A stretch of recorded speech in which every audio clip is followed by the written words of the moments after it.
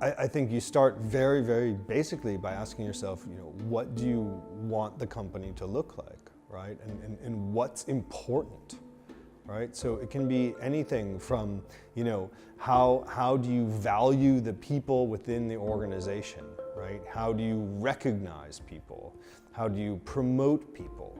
How do you punish people in a sense, right? What happens when things go wrong? What's the behavior, right? I mean, there's endless lists of things to think about in terms of, what does it feel like to work at this company? How do people feel valued, and why do they feel valued? Because people act a certain way.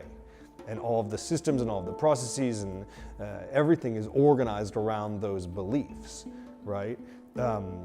Again, we talked in the small group before, trying to understand where some startups have, emphasized something particular about their own values or their own culture. And one guy talked about learning. And today, especially in the millennial generation, learning and acquiring knowledge is extremely important, right? And so many companies say, come work for us and you'll get a chance to learn new things and discover new things.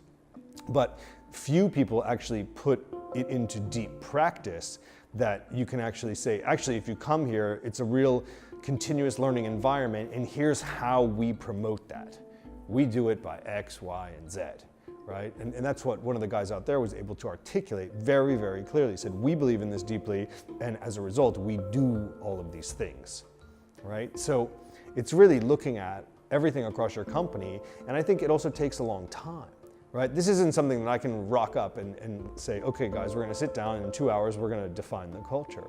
I think it's actually, at least in the experiences that I've had, I've seen it developed over a multi-year period, right? Where there are regular talks amongst the founders about what we want this company to be like.